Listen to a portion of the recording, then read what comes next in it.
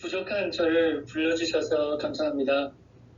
제가 의대를 다닐 때 저희 부모님들이 함께 교통사고로 돌아가셨습니다. 그 다음 9년 동안 그냥 돈을 벌기 위해서 제가 그냥 살고 있었습니다. 그때 하나님이 저를 구원해 주셨습니다. 여기 있으면 너가 모든 것을 잃는다는 이렇게 반짝 생각을 저에게 강하게 주셔서 제가 거기서 빨리 나올 수 있게 됐었습니다. 제가 거기 계속 있었으면 9개월만 더 있었으면 의사 면허증도 상실하고 감옥에도 갈 수 있었다는 생각을 가지고 있습니다. 그때 구원을 받고 나서 너무 감사해서 제가 저희 돌아가신 어머니가 20년 동안 매일 아침 기도하셨습니다. 그게 어머니 기도가 저의 알람 클락이었는데 어머니 기도를 제가 했습니다. 한 번만 하나님 저에게 기회를 더 주면 제가 하나님 종 되게 기회를 달라고 그러고 나서 얼마 시간이 지나지 않고 맨 처음에는 미국 영업교회, 인터내셔널 교회 건강 강의를 하게 됐었습니다. 그러고 나서 한 5년 지나고 나서 이제 한국 교회도 이렇게 제가 그때 한국말을 다 까먹고 살았는데 더 강의를 하게 됐었습니다. 제가 이 디모데전서 4장 16절 내가 내 자신과 가르침을 삼가 이 일을 계속하라. 이것을 행함으로 내 자신과 내게 듣는 자를 구원하리라. 제가 이 말씀을 읽으면서 건강 강의 기별을 나누는 것에 용기를 받습니다. 오늘 목사님들께 드리고 싶은 말씀은 중독에 대해서 말씀을 드리고 싶습니다. 혹시 여러분들 목사님들께서 중독 장애로 어려움을 겪고 계신 분들을 알고 계신가요? 이제 아이들은 비디오 게임을 많이 하고 우리 미국 교회에서 이렇게 도박에 중독이 된 분들이 많이 계십니다. 2013년 이 출판된 복습 기사가 National Institute of Health에서 미국 국립보건원에서 나왔습니다. 2000년부터 2010년 3년 때 그때 당시 이제 우리가 이해하기 시작했습니다. 어떻게 사람이 중독되는지. 이 리뷰 기사는 그 닥터 노라 모카라고 미국 그 국립연구소 약물 남용 연구소 과장이셨습니다. 이 리뷰 아티클 안에 이 기름이 있었습니다. 우리가 이제 중독성이 강한 가공식품을 섭취할 때 또는 불법 약물을 섭취할 때 이 두 물질이 우리 변형계를 자극합니다. 이 변형계가 우리 이제 두뇌의 낮은 정신입니다. 그래서 이 변형계에서 이 도파민, 우리 만족감을 주는 도파민이 나와서 분비돼서 이게 우리 전두엽에 가서 우리 두뇌를 만족시킵니다. 그래서 이제 중독이 어떻게 되냐, 큰 그림을 봤을 때 자극된 변형계에서 우리 만족을 주는 도파민이나 엔돌핀이나 oksytocin이나 이런 물질이 나와서 우리의 높은 정신, 전두엽을 조절합니다. 이 리뷰 기사를 처음 공부하고 나서 제가 두 가지를 알게 됐습니다. 첫 번째는 우리 재림교회 건강 메시지가 여기에 다 요약돼 있다. 두 번째는 마지막으로 이제 현대의학이 우리 재림교회 건강 메시지를 따라잡고 있다는 것을 생각했습니다. 우리 실물 교훈에서 말씀하십니다. 하나님과 그의 보내신 자 예수 그리스도에 대한 체험적 지식은 사람을 하나님의 형상으로 변화시킨다. 이 지식은 사람들로 하여금 자신을 극복하게 하고 모든 저속한 충동과 정욕을 더욱 고상한 정신력 지배하에 두도록 한다. 이걸 제가 한 번만 더 설명하겠습니다. 이 모든 저속한 충동과 정욕이 우리 변형계 안에 있습니다. 그리고 더욱 고상한 정신력이 우리 전두엽 안에 있습니다. 우리 건강기별의 유일한 목적은 그 하나님과 그의 보내신 자 예수 그리스도에 대한 체험적 지식을 우리 전두엽으로 통해서 우리의 낮은 정신, 변형계를 조정할 수 있는 이 능력, 하나님의 능력을 우리가 소유하는 것입니다. 네. 그래서 이거 중독을 더 깊이 설명하기 위해서 제가 전두엽에 대해서 말씀을 드리겠습니다. 전두엽에는 세 가지 주요 기능이 있습니다. 첫 번째가 의사 결정을 합니다. 이제 우리가 이것이 진짜인지 거짓인지 생각하는 것이 전두엽입니다. 우리가 오른쪽으로 갈지 왼쪽으로 갈지 결정하는 것이 우리 전두엽입니다.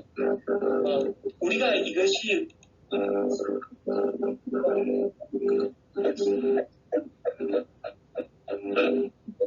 죄송합니다. 제 소리가 에코되는 건지 제가 잘 모르겠는데요. 우리가 무엇인가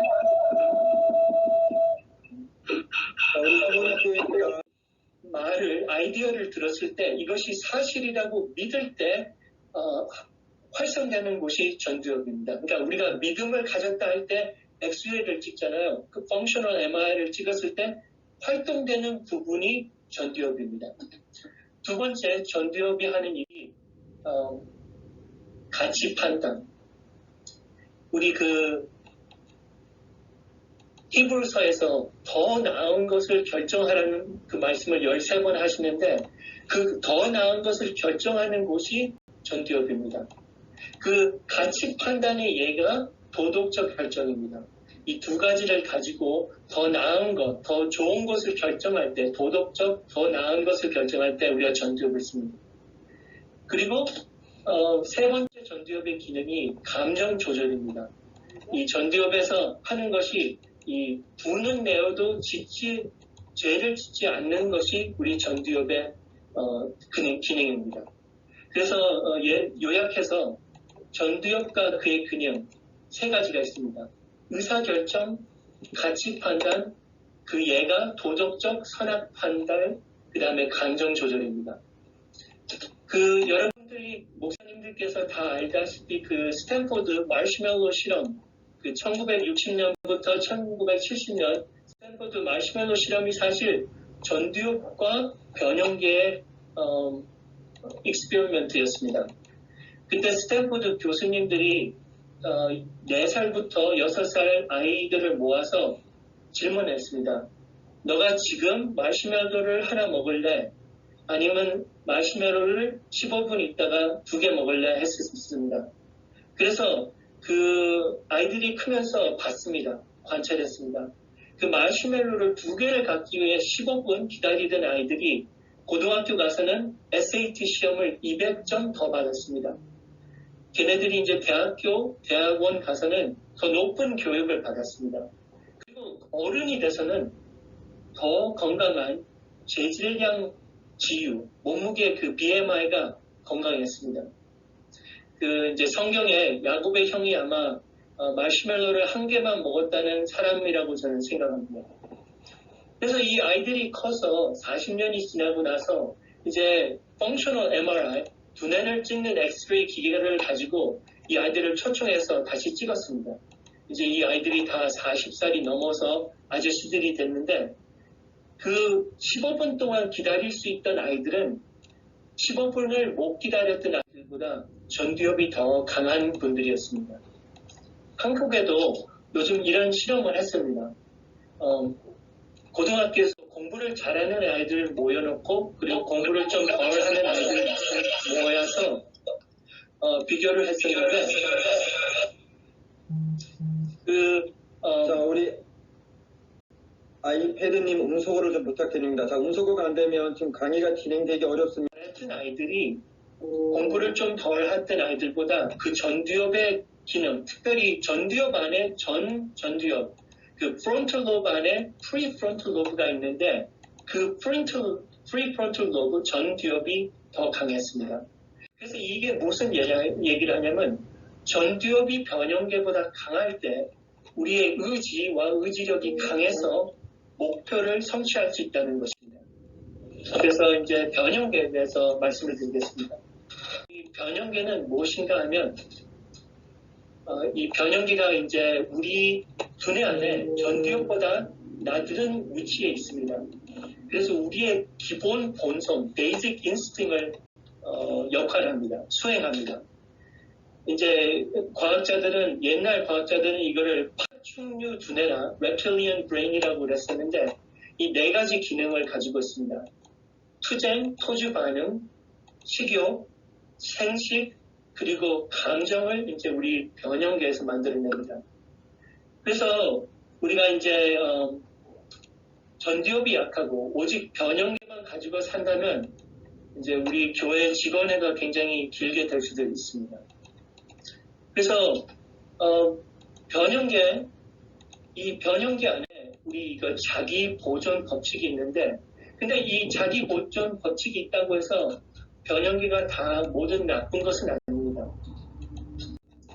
그 변형계 안에 있는 이 투쟁, 도주 반응, 식욕, 생식, 감정이 사실 우리에게 생존 메커니즘이고 우리에게 자기 보존 법칙을 주면서 모티베이션을 주고 만족을 경험할 수 있는 것을 줍니다.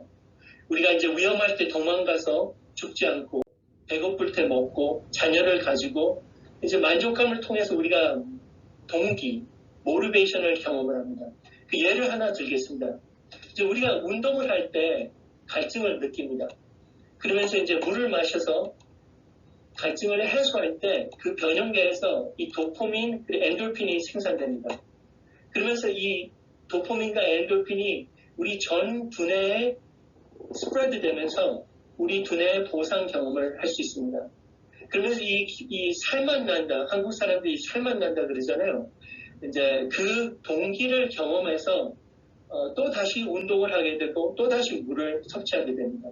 그러니까 이것이 이 우리 낮은 정신이 이 만족의 경험을 해서 우리가 내일 또 일어나서 일을 가고 먹고 이제 살 수 있게 하는 것입니다.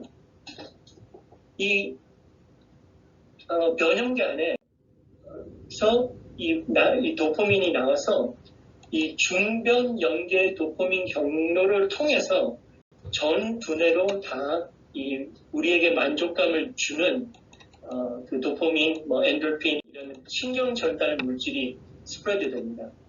이 변형계에서 우리 낮은 정신, 이 변형계에서 나오는 네 가지 신경 전달 물질이 있습니다. 목사님들도 다 많이 들어보셨다고 생각합니다. 그 엔돌핀, 도파민, oksytocin, 세로토닌. 이것들이 다 이 통로가 있어요. 두뇌 안에. 그래서 우리 두뇌를 다 만족시킵니다. 이제 저희 친구들이 대학 친구들이나 이제 의대 친구들이 저 달라스, 텍사스 제 사는 곳에 방문할 때 저는 우리 사는 동네 달라스에 가장 중요하고 유명한 곳에 저희 친구들을 데려갑니다. 그곳이 한아름 동양 슈퍼마켓입니다. 텍사스에서 가장 중요한 데스티네이션입니다. 여기 데려가서 이제 그들에게 떡볶이, 야채 김밥 이런 맛있는 것을 사줍니다. 그리고 나서 이제 안식일 때 교회에 데려갑니다. 그러니까 맨 처음에 맛있는 것을 먹게 해서 변형계를 전도하고 나서 그리고 나서 마음이 열리면 교회에 데려가서 전두엽을 전도합니다. 이거 이게 제가 특별히 생각해놓은 아주 위대한 아이디어가 제가 아닙니다. 이게 사실 제가 생각하지 않았습니다. 이것은 성경에서 예수님이 한 것을 우리가 따라하는 것입니다.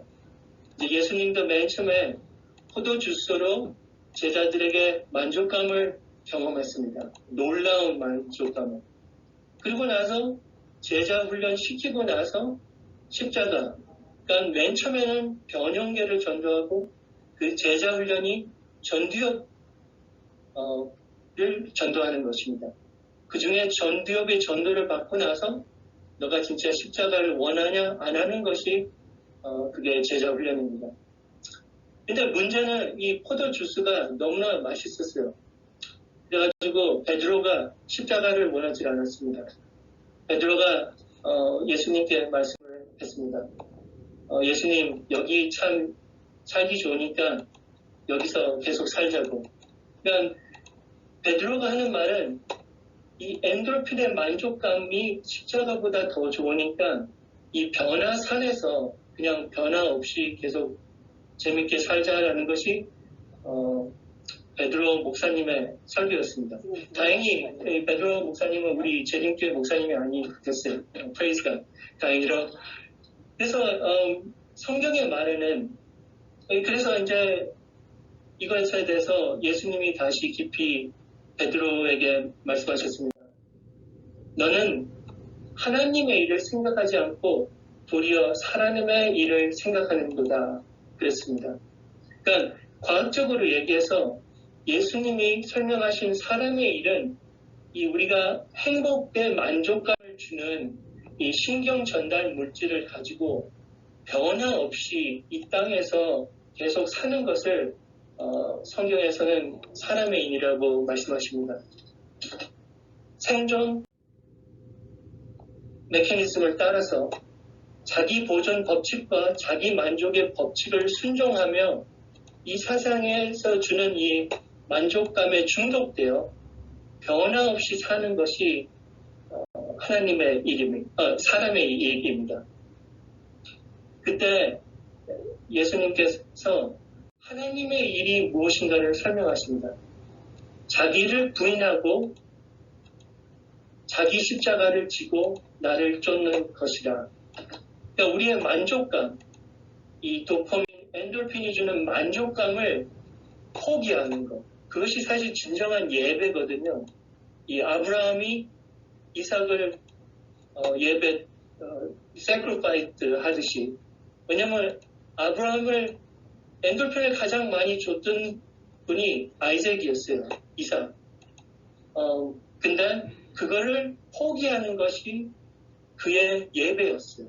그러니까 자기 만족을 포기하고 십자가를 드는 게 하나님의 일이라고 예수님이 이제 베드로에게 설교하셨습니다. 건강기별의 최종 목적이 엔돌핀의 만족, 엔돌핀의 중독이 아닙니다. 건강기별의 최종 목적은 우리가 십자가에 더 가까이 가는 것입니다. 그 정로의 계단이 사실 하나님의 일을 사람의 일보다 더 갈망하게 되는 그 변화 과정을 정로의 계단이라고 저는 생각합니다. 이 정로의 계단이 맨 처음에 1892년에 출판됐을 때 현재 그 정로의 계단 2장이 원본의 1장이었어요. 나중에 이제 이게 그 카피라이트를 엘렌 화이트에게 갖게 하기 위해서 좀 이렇게 그 인류에 대한 하나님의 사랑을 더한 다음에 다시 이제 카피라이트를 이제 우리가 변했거든요. 그래서 그 원본, 정로의 계단 원본이 맨 처음에는 이렇게 시작이 됐습니다. 사람은 본래 고생한 능력과 공정한 마음을 풍부했다. 그러니까 맨 처음에 아담이 타락하기 전에는 그 두뇌를 이렇게 펑셔널 MRI로 찍었을 때 이런 그림이 나왔어요. 그 전두엽이 더 변형계보다 강해서 전두엽이 그 변형계에서 나오는 그 우리의 낮은 정신을 잘 조정할 수가 있었습니다. 그러나 그가 죄를 짓고 나서 그의 능력, 그 전두엽의 능력이 약용되어 사랑의 자리, 그 인간이 이기심이 없이 사는 분들이 전두엽이 굉장히 강합니다. 머더 테레사 같이. 근데 그 사랑의 자리가 이기심으로 점령됐어요. 그러니까 그게 무슨 얘기냐면 죄를 짓고 나서 그 변형계가 전두엽을 조종했다는 말이에요. 그것이 불균형한 마음입니다.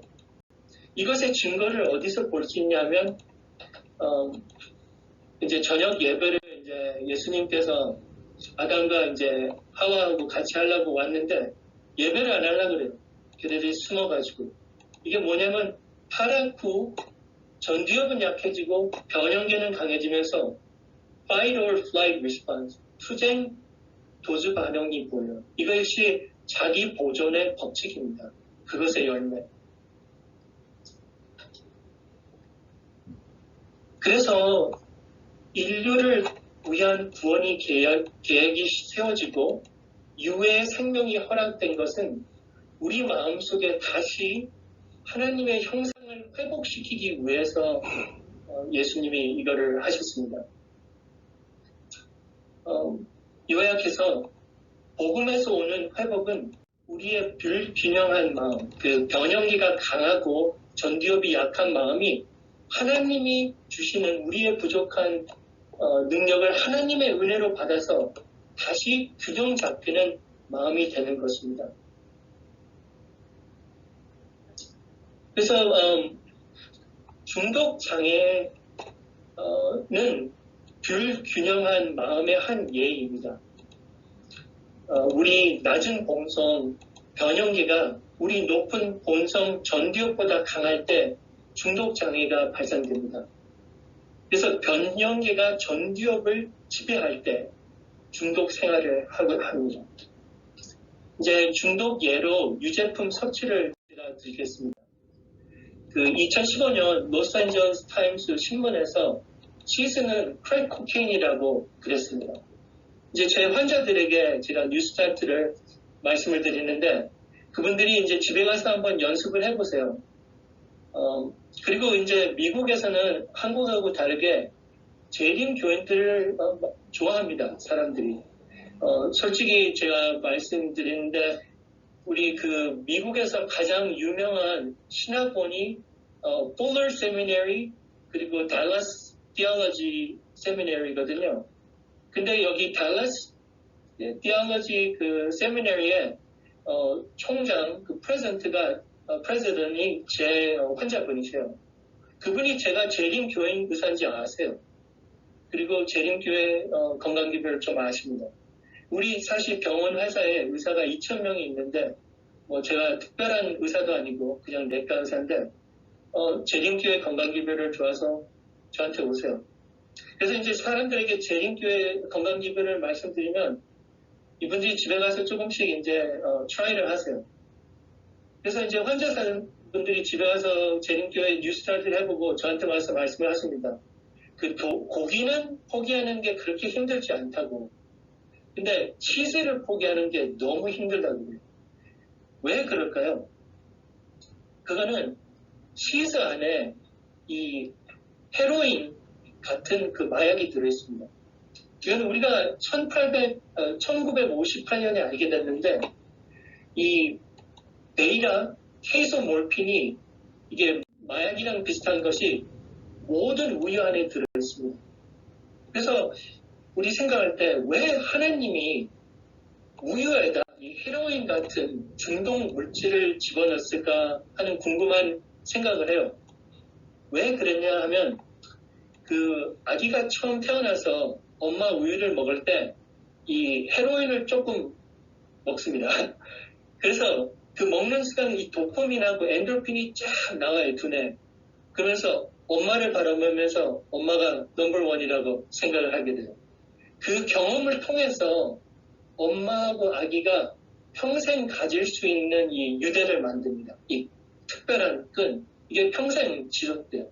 그러니까 이런 얘기를 하면 참 안 되는데 그 어린 아기의 두뇌는 엄마가 마약 밀매자라는 거랑 마찬가지예요. 중독이 돼요. 그렇지 않습니까? 제 아들이 제가 11살 딸이 있고 8살 아들이 있는데 제 아들 6살쯤에 제가 그 아들을 안고 이렇게 있었는데 제 아들이 저 가슴에 대고 우유를 먹으려고 그러더라고요. 그래서 너무 놀라가지고 제가 제 아들을 밀어버렸습니다, 제가. 그때부터 저하고 제 아들 관계가 그렇게 좋지가 않습니다, 솔직히. 제가 그 아들의 만족감을 줄 수가 없었어요. 요즘 이제 제 아들이 말을 잘 안 듣는데 제가 생각합니다. 그때 그냥 우유를 먹게 놔둘 걸. 그래서 의학적으로 모유가 아기에게 최고의 영양제입니다. 그리고 엄마가 아기에게 우유를 주면서 엄마도 몸이 건강해집니다. 그렇지만 자연에서 어느 동물이 우유를 마십니까? 우유를 떼고 나서, 젖을 떼고 나서. 오직 인간만 우유를 커서 먹습니다. 이제 유제품 섭취가 몸과 마음에 해롭다는 것은 과학적인 사실입니다. 많은 연구가 있는데 제가 딱 두 가지만 목사님들께 말씀드리겠습니다.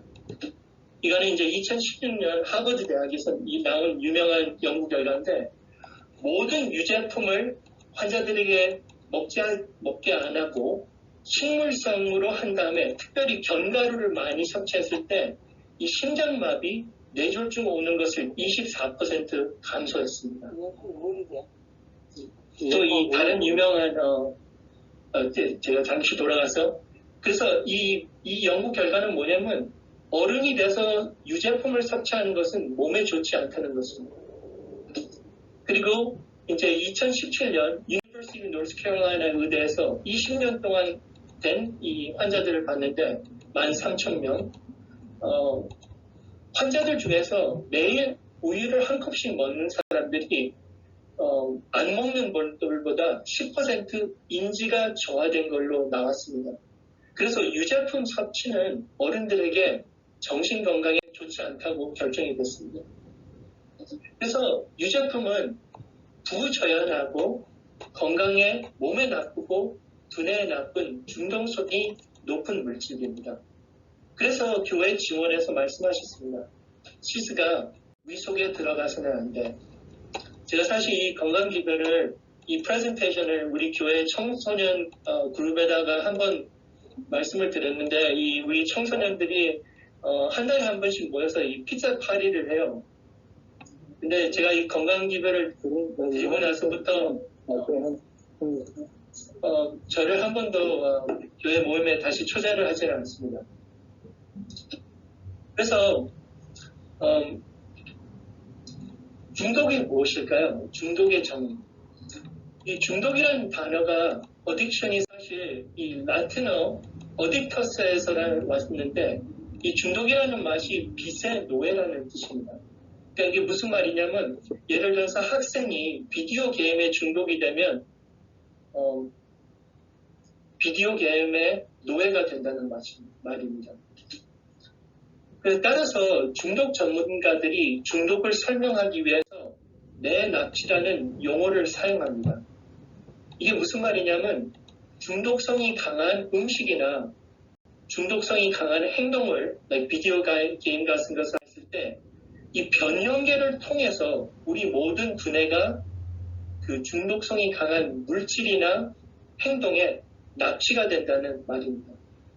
이게 어느 것을 통해서 생기냐 하면 이 두뇌 안에 있는 도파미너직 패스웨이, 엔돌핀이 가지고 있는 패스웨이.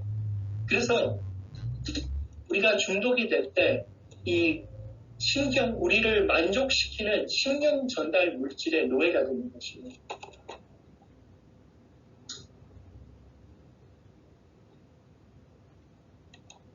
이 진정한 건강기별의 목적은 우리가 엔돌핀이 부족해서 찬양할 기분이 없어도 이 하나님의 은혜를 경험해서 그 경험에서 오는 능력으로 우리가 큰 외침으로 찬양할 수 있는 게 우리 건강기별의 목적입니다.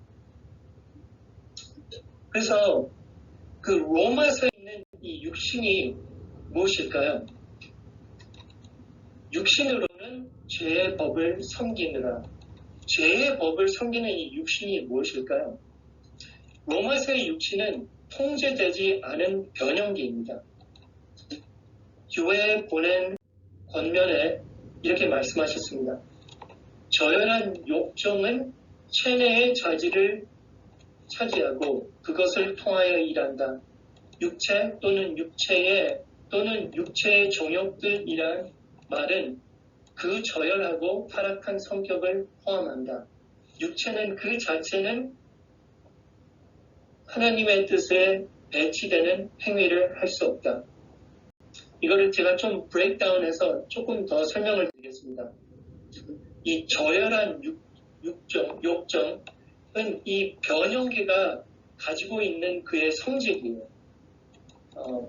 투쟁, 도주, 반환, 식욕, 생식, 감정, 그리고 체내의 자질을 잡고, 이 변형계는 우리 두뇌 안에 깊숙이 자리를 잡아서 우리의 높은 정신, 전두엽과 우리의 몸을 연결하는 하나의 브리지, 다리입니다. 그것을 통해서 일한다. 제가 목사님들께 설명하듯이 이 두뇌 안에 있는 그 pathway, 경로를 통해서 전 두뇌를 납치합니다. 그리고 마지막으로 육체 그 자체는 하나님의 뜻을 배치되는 행위를 할 수 없다. 엔돌핀 중독자는 하나님의 뜻, 십자가가 가르치는 자기 희생에서 오는 변화를 원하지 않습니다. 엔돌핀 중독자는 하나님의 뜻, 우리가 성소에 들어가서 오는 그 변화를 원하지 않아서 성소를 믿지 않습니다. 들어가지를 원하지 않습니다. 자기를 부인하고 엔돌핀 만족보다 십자가를 지는 예수님을 쫓을 때, 예수님의 뜻을 더 원할 때 우리를 변화시키는 그 하나님의 은혜 역사를 경험할 수 있습니다. 그래서 요약해서 로마서에 죄의 법을 섬기는 육신은 이 우리 안에 있는 통제되지 않은 변형계입니다. 그렇다면 로마서의 7장에 두 가지 다른 법은 무엇일까요? 마음으로는 하나님의 법, 육신으로는 죄의 법을 섬기노라. 통제되지 않은 변형계가 죄의 법, 자기 보존의 법칙과 자기 만족의 법칙을 따릅니다. 실의 소망, 자아 섬김의 법칙은 자멸의 법칙이다. 그러나 우리 구주 예수 그리스도의 말미암아 은혜를 받아서 마음으로 우리의 높은 정신, 전두엽으로 우리가 하나님을 따를 수 있습니다. 그의 도움을 받아서. 그래서 시대 소망에서 자기 희생의 법칙은 자기 보존의 법칙이다.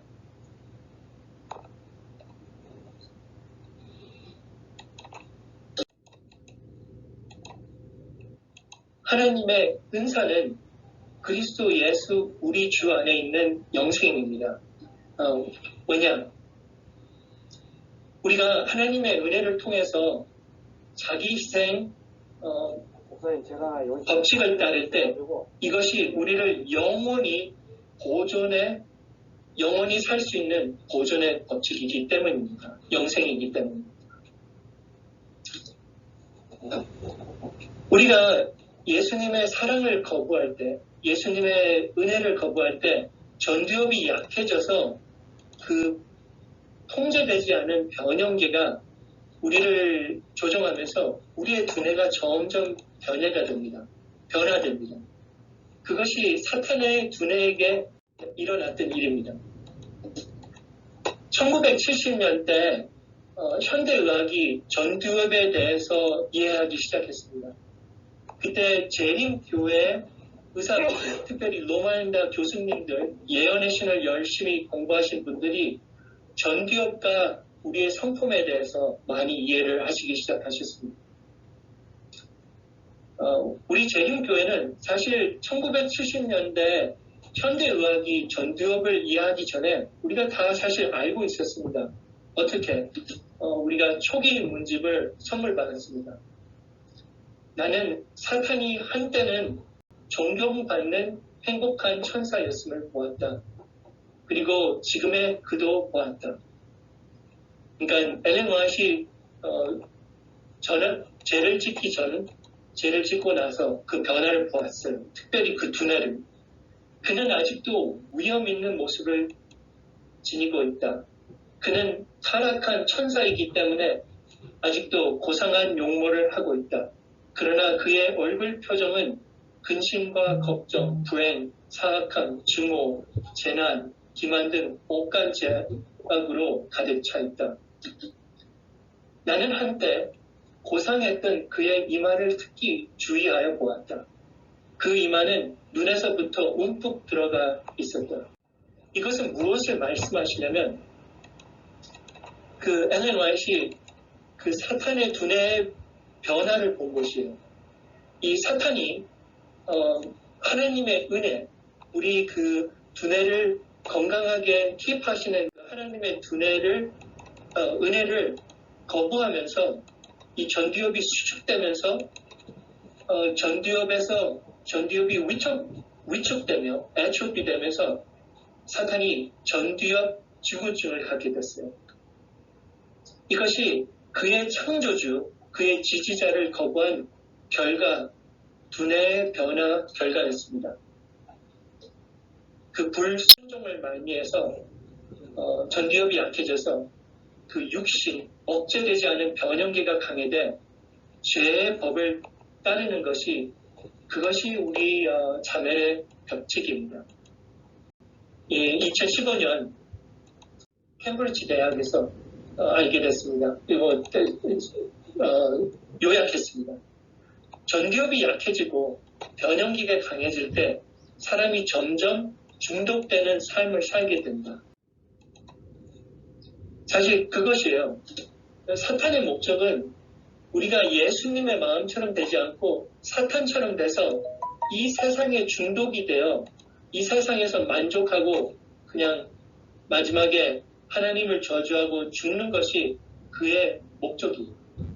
사탄은 사람을 유혹하여 범죄하게 한 후에 우리 인류를 시조에게 자신의 성질, 그 사탄의 두뇌를 본받게 한 후에 이곳에 그의 나라를 세우려고 생각했다. 우리가 지금 이런 시츄에이션에 사탄의 두뇌로 사실 태어나요. 그때 예수께서 우리를 사랑하셔서 우리를 위하여 죽으심으로 하나님께서 우리에게 대한 자기 사랑을 확증하셨습니다. 그래서 이 로마서 7장의 두 다른 법이 대장투입니다.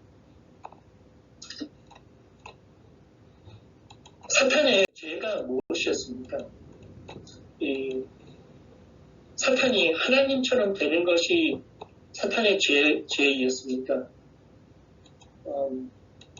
사람이 하나님처럼 돼야 되는 것이 사실 하나님의 뜻입니다. 우리는 하나님처럼 돼야 됩니다. 예수님처럼 돼야 됩니다. 그러니까 하나님을 닮고자 하는 것은 죄가 아닙니다. 근데 어떤 법을 따라서 하나님처럼 되는 것이 그것이 우리의 구원이 될 수 있고 때는 그것이 우리의 죄가 될 수 있습니다. 사탄의 죄는 자기 이익을 추구해서 하나님처럼 되려고 했던 것이 그의 죄였습니다. 그래서 대쟁투가 여기서 시작됐습니다. 사탄은 나를 위해서 내가 하나님처럼 되겠다고 했었어요. 그때 예수님이 그것이 바른 방법이 아니다. 어떻게 하나님처럼 되는지 내가 보여주겠다고 해서 예수님이 이 땅에 오셨습니다. 내 안에 이 마음을 품으라. 곧 그리스도 예수의 마음이니. 그러니까 우리 예수님이 이 땅에 오신 것은 어떻게 우리가 하나님처럼 되는가. 자기 희생 법칙을 따라서 하나님처럼 되는 것을 보여주기 위해서 오셨습니다. 이 자기 만족 법칙과 자기 희생 법칙이 싸우는 것이 대쟁투고 그 마지막 그것이 두 개가 만난 장소가 십자가였습니다. 그 아담의 타락에 인해서 우리 모두는 이 이기적인 마음으로 태어났습니다. 중독의 노예가 될 수 있는 몸으로 태어났습니다. 예수님도 태어났을 때 그 중독될 수 있는 몸으로 태어나셨습니다. 인간 빌립보서에서 말씀하십니다. 종의 형체를 가져 사람들 같이 되었고 무슨 말이냐면 예수님께서 태어나셨을 때 타락 후, 아담의 타락 후에 균형 잡히지 않은 정신을 가지고 태어났다는 것이 있습니다. 그러나 예수님은 한 번도 이기적인 삶을 살지 않으셨습니다. 한 번도 죄를 짓지 아니하셨습니다. 어떻게? 뭐냐? 예수님은 성령으로 태어나셨습니다. 한 번도 자기 마음대로 하지 않고 이 하나님의 능력, 은혜의 역사로 그가 예수님이 하셨습니다. 살아셨습니다. 걸으셨습니다. 아버지 하나님이 예수님을 붙들고 같이 걸으셨습니다. 그것이 예수님의 본질이에요. 하나님의 은혜가 계속 역사에서 타락 후 균형 잡지 않은 정신을 가지고 태어났지만 온전한 마음을 가지고 있을 수 있었어요. 그것이 예수님의 마음입니다. 그리고 그것이 하나님이 우리를 향한 주님의 뜻을 따르는 종의 두뇌 구조입니다. 그래서 예수님이 말씀하셨습니다. 우리가 거듭나야 하겠다. 그게 무슨 말이냐? 거듭난다는 말씀.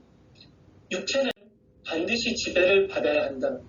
보다 높은 능력, 전두엽이 그것을 지배해야 한다.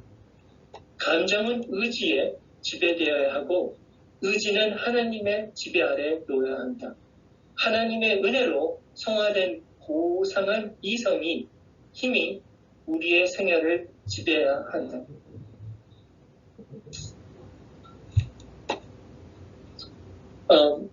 중독이 어떻게 우리 두뇌 안에서 형성될까요? 제가 어렸을 때 미국에 맨 처음에 이민을 오고 나서 태어나서 처음으로 나초 치즈를 먹어봤습니다. 그 나초 치즈를 먹는 순간 제가 이해를 했습니다. 왜 우리 부모님이 미국에 이민을 오기로 결정했는지. 이제 우리가 이게 처음 이렇게 맛있는 것을 먹을 때 우리 그때 sensitization, 우리 두뇌가 민감하게 취향 획득을 경험합니다. 이제 캐나다의 아주 유명한 대학 맥길 유니버시티에서 나왔는데 우리 두뇌가 어떻게 취향 획득을 하는지 설명했습니다. 이제 이 첫 번째 가장 위에 있는 그림이 한 번도 엠페르민을 먹어보지 못한 사람을 아주 조금만 하루, 이틀, 3일 먹어봤어요. 그랬을 때 그 변형계가 조금 반응을 갖습니다. 만족감을 갖습니다. 그리고 나서 2주 지나고 나서 한 번 더, 딱 한 번만 더 먹겠어요. 그랬더니 이 파란색, 그게 변형계이거든요. 변형계가 강하게 반응을 받아요. 그러니까 더 강한 만족감을 가져요. 그리고 나서 1년 동안 한 번도 엠페림을 먹지 않았어요. 그리고 1년이 지나고 나서 딱 한 번 다시 줬어요. 그랬더니 변형계가 강하게 아주 큰 만족감을 가져요. 그러니까 이 사람은 이 맛을 갖게 됐어요. 그래서 이제 우리가 이 좋은 맛을 경험하고 이제 만족감을 느끼고 나서 이제 좋아하면서 이 미시간 대학에서 보여줬는데 이 좋아함에서 원함으로 가는 것이 이 두뇌의 변화예요. 이제 사실 우리가 세상을 따라서 살 때 우리 두뇌가 변화가 되는데 이것이에요. 이 좋아함을 더 두뇌 변화를 통해서 더 원함으로. 그래서 성경에서 말씀을 하셨어요. 무엇을 심든지 그대로 거두리라. 우리가 무엇을 이렇게 계속 좋아하면 어느 순간 그것이 우리의 상품이 됩니다. 반복된 집행에서 내 경로가 형성되고 강화돼서 그것이 우리의 버릇이 되고 버릇이 우리의 성품을 만드는 겁니다. 그래서 우리의 버릇이 어디에 있냐면 우리 변형계 안에 버릇이 있어요. 이거는 다 벌써 정리가 됐습니다. 2015년 MIT 대학에서 다 그냥 정리를 해서 알게 됐는데, 우리 그 습관 중에서 사실 가장 많이 사람들이 가지고 있는 것이 심야세, 이 밤늦게 음식을 먹는 게 사실 가장 커먼한 일반적인 습관 중에 하나예요. 이게 어떻게 되냐면 이제 우리가 하루 종일 일을 하고 뭐 공부를 하고 생각을 하면서 우리 두뇌 안에 있는 이 뉴로 트랜스미터를 다 써버려요. 그러면서 밤이 되면 우리의 의지력이 약해집니다. 그리고 빨리 자지 않으면 이제 특별히 이식하는 분들은 벌써 이제 한 8시, 9시면 굉장히 배가 고파요. 그렇지 않습니까? 그때 가장 우리의 의지력이 약할 때, 가장 배가 고플 때 자야 돼요. 근데 자지 않고 깨어 있거나 TV를 보면 그 TV에 이제 커머셜이 나오잖아요. 이거 먹어라, 저거 먹어라. 그러면 이제 좀 있다면 냉장고 안에 앉게 됩니다.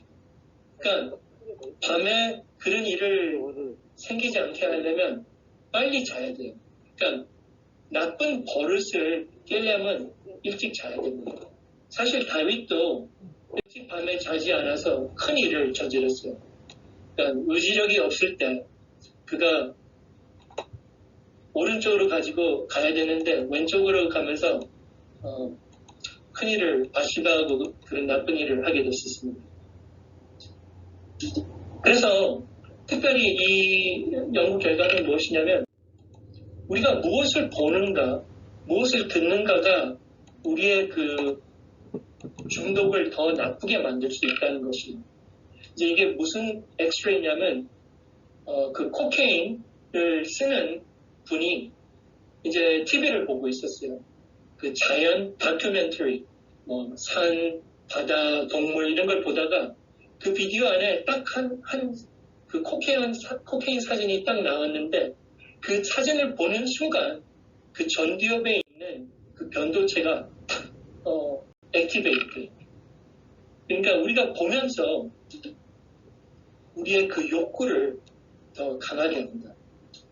이 야고보서가 한 이야기, 이 자기 욕심이 우리 변형계 안에 있습니다. 그래서 실문 교훈에서 말씀하셨습니다. 우리의 습관은 마음의 지배를 받아서, 전두엽의 지혜를 받아서 우리 마음은 하나님의 지배를 받아야 한다. 우리가 아무리 노력을 해도 아주 나쁜 습관은 하나님의 주시는 은혜를 받지 않고는 우리가 쉽게 버릴 수가 없습니다. 그래서 치료봉사에서 이 중요한 말씀을 하셨습니다. 하나님의 능력을 떠나서는 어떤 진정한 계획도 성취될 수 없다고.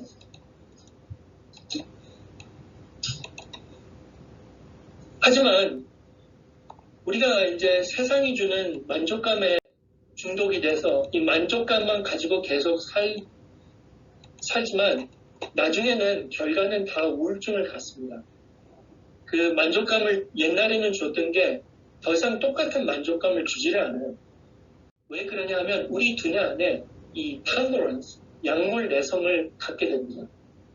이제 이것을 뭐라 그러냐면 효용체감의 법칙, Law of Diminishing Marginal Utility라 그러는데 우리가 이제 아이스크림을 처음 먹을 때 엔돌핀과 도파민이 쫙 올라가요.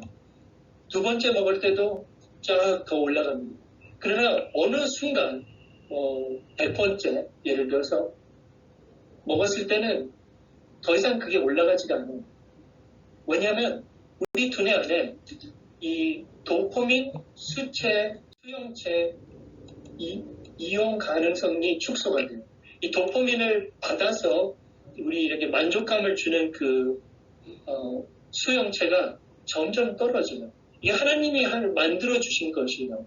우리가 이 땅에 너무 중독돼서 하나님의 그 은혜를 원하지 않게 하기 위해서 만들어 주신 하나의 이 세이프 안전 메커니즘이거든요. 근데 하나님을 모르는 사람들은 어떻게 사냐면 이 만족감을 더 이상 느낄 수 없으니까 아이스크림을 100번 먹던 거를 200번 먹게 돼요. 그러면서 만족감은 계속 느낄 수는 없고 그 세상에 주는 물질에서 오는 부작용만 계속하세요. 그것이 사실 음식 중독 병이에요. 이건 이제 예수님이 설명하셨습니다. 이 물을 먹는 자마다 다시 목마를 것이다. 우리 이 엔돌핀을 아무리 경험을 해도 어느 순간 그 엔돌핀이 더 이상 우리를 만족을 주지 않습니다. 사실 이게 누가 이것을 우리에게 정확하게 말씀하시냐면 솔로몬 왕이 말씀하세요. 헛되고 헛되며 헛되고 헛되니 모든 것이 헛되도다. 그가 엔돌핀과 도파민과 이 만족감을 하기 위해서 인간이 할 수 있는 모든 것을 다 해봤는데 나중에는 다 헛되다고 그분이 말씀하셨습니다. 이분이 사실 우울증으로 많이 고생을 하셨습니다. 어떤 목사님은 솔로몬 왕이 우울증을 가졌던 이유가 그 솔로몬의 그 장모님들이 많아서 우울증을 가졌다 그러는데 그건 저도 잘 모르겠어요.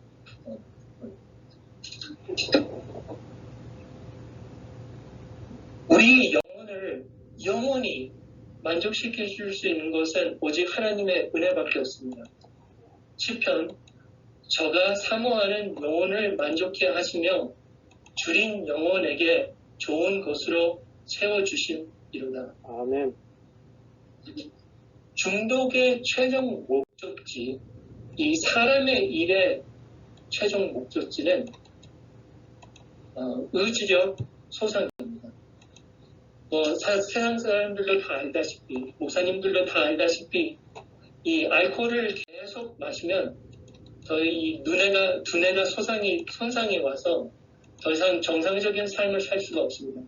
그런데 2016년에 아주 오스트레일리아에서 호주에서 유명한 결과가 나왔는데 설탕도 너무 많이 오랫동안 마시면 비슷한 두뇌의 변화가 와요.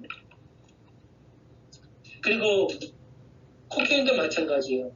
특별히 코케인은 이 전두엽, 우리의 높은 정신을 진압시킵니다. 그래서 막 코케인을 쓰는 사람들이 막 범죄를 많이 저지르는 전두엽에 액티비티가 전혀 없습니다. 그리고 이제 말씀드린 대로 전에도 전두엽이 손상되고 진압됐을 때 이 충동성이 강해지면서 중독을 했던 사람이 더 중독이 심하게 돼요. 그러면서 이 중독 사이클에 종이 되버려요. 그러면서 이 전두엽 손상과 진압으로 더 이상 판단력이 없습니다. 그리고 망상 생각을 합니다. 그리고 마지막에 이제 의지력 분실이에요. 이제 저 환자들 중에서 당뇨병으로 고생하는 분들이 이 다리에 특별히 염증이 생겨서 그 염증이 이제 뼈에 들어가면 우리 다리를 잘라야 돼요. 어느 환자분이 저에게 왔는데 두 다리를 잘려진 분인데 그 스쿠터에 앉아가지고 소다가 그 세븐업이 앉아 있어요. 그래서 저를 보면서 자기도 안 돼요. 이걸 마시면 안 되는 거. 당뇨병이 더 나빠질 걸 안 돼요. 근데 의지력이 없어요, 이분이. 너무 중독이 돼서. 이 의지력이 상실됐다는 말은 이 미래 전망, 내일을 포기하고 오늘의 만족감에 중독된 것이 의지력이 없는 것입니다. 이게 다 이제 2005년 유니버시티 서런 캘리포니아에서 다 정리가 됐어요. 그것이 이제 정로의 계단의 말씀이에요. 우리의 약속과 결심은 썩은 새끼와 같다. 의지력이 없어서 의지로 이걸 하고 저걸 한다고 생각을 하지만 의지력이 없어서 이걸 할 수가 없어요. 그러면서 점점 삶은 사탄처럼 변하게 됩니다. 이 여자분이 피로폰, 메람페타민에 중독되신 분인데 이제 6개월 중독되고 나서 이렇게 변화가 됐습니다. 그리고 나서 4년 후에 이 중독을 통해서 이 세상 많은 사람들을 사탄이 자기처럼 생기게 두뇌 안 밖으로 만들어냅니다. 나는 곤고한 사람이리라. 이 세상의 몸에서 누가 나를 건져내라.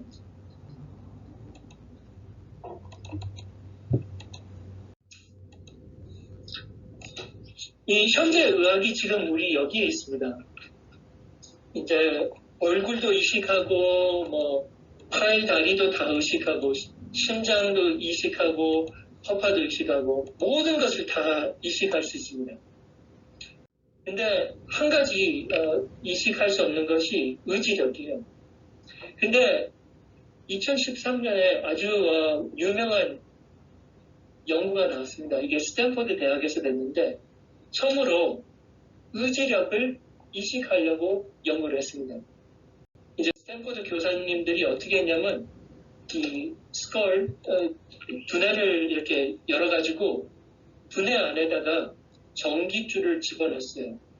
이 intracranial implantation이라고 그러는데 그래서 조금 전기 능력을 주기 위해서 이 장소가 어디였냐면 전두엽과 변형계 사이에 이렇게 전기를 줘서 이 변형계가 부족한 능력을 주는다고 생각하면 돼요.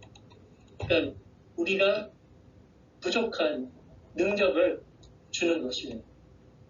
그래서 이제 이분이 첫 환자였는데 수술을 받고 나서 이게 어떤 환자들이냐면 이분들이 우울증에 너무 심하게 걸려서 뭐 먹고 싶지 않는 분이에요. 살고 싶지 않는 분이세요.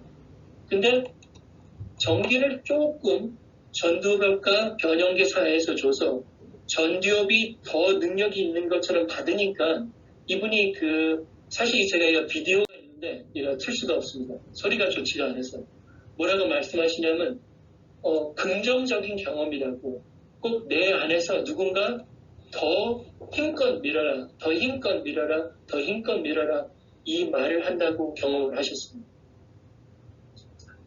이 2013년 MIT에서도 보여졌는데 이거는 동물을 가지고 했는데 이 레이저를 쏴서 비슷한 장소에 이 동물이 타고난 습관을 깨는 연구 결과가 나왔습니다. 이제 이 쥐들이 레이저 강에서 오는 에너지를 받을 수 있는 이렇게 유전적으로 변화됐어요.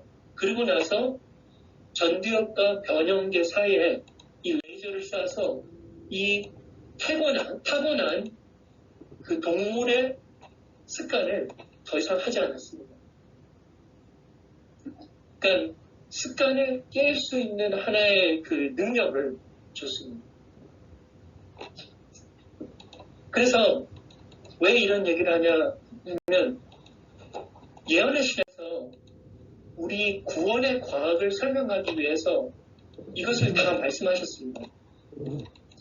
우리 이제 현대 의학이 1950년대 알게 됐어요. 우리 두뇌가 이 electrical 전기를 가지고 communicate 한다고, 일을 한다고.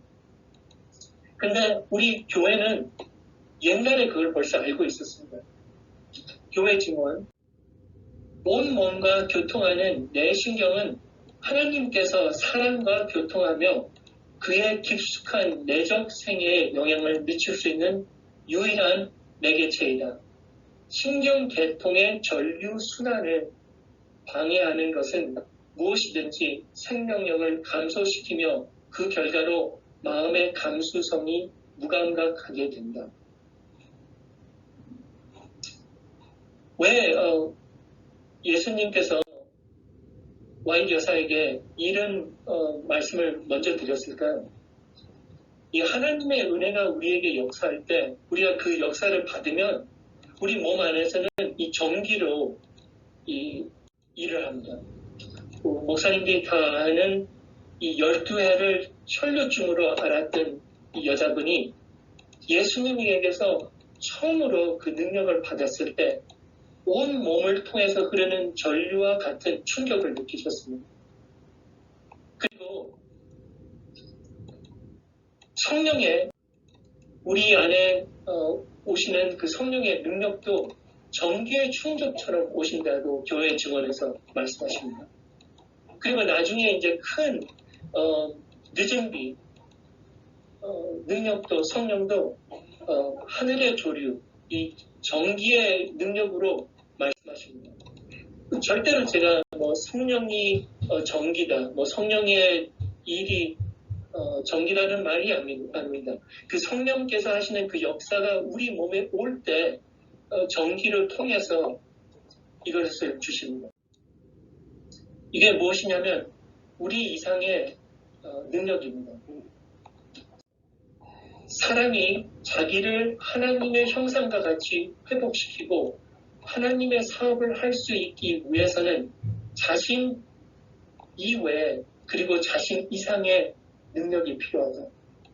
그래서 우리가 은혜의 역사를 경험할 때 이 우리보다 더 능력이 필요할 때 은혜의 역사가 우리 안에 전기업에 와서 온 몸을 일렉트릭 프로퍼리, 전기 프로퍼리를 통해서 우리가 그 힘을 얻습니다. 그래서 우리가 이해해야 될 것은 의지와 의지력의 다른 점입니다. 그대들이 깨달아야 할 것은 곧 의지의 참 힘이다. 의지는 우리에게 주신 선택권입니다. 이것이 믿음입니다. 의지는 절대로 의지력이 아닙니다. 의지는 우리가 하나님이 우리를 도울 수 있기 때문에 그를 의지하는 거예요. 그를 믿는 것이에요. 그분을 우리의 구세주로 선택하는 것이 의지예요. 하지만 우리가 그 믿음을 가질 때 그 믿음 자체는 우리를 변화할 수도 없고 우리 자신을 이길 수도 없습니다. 믿음은. 그러나 우리가 이 의지, 믿음을 가질 때 예수님을 선택할 때 우리의 그 두뇌를 읽고 예수님이 그의 능력을 우리에게 주세요. 그것이 의지력인데 우리가 부족한데 그래서 우리의 육신을 우리가 지배할 수 없는데 예수님의 능력을 받아서 우리 자신을 지배할 수 있습니다. 그래서 전기업을 가지고 우리가 하나님을 섬기기로 선택할 때 이 하나님의 선물, 은혜를 받습니다. 그것이 우리의 부족한 의지력을 하나님이 우리에게 주시는 것입니다. 그래서 말씀하셨습니다. 너희가 그 은혜를, 우리가 부족했던 의지력을 더 받아서 우리가 믿음을 가질 때, 믿음으로 말미암아 구원, 변화를 얻었나니 이것이 너희에게서 난 것이 아니고 하나님의 선물이라고 말씀하십니다.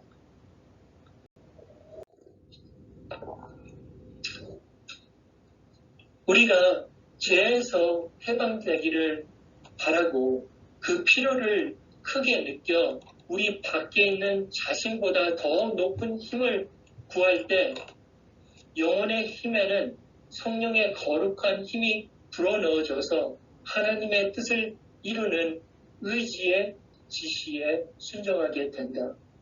그리하여 육신을 쫓지 않고 그 영을 쫓아 행하는 우리에게 율법의 요구를 이루어지게 하려 하십니다.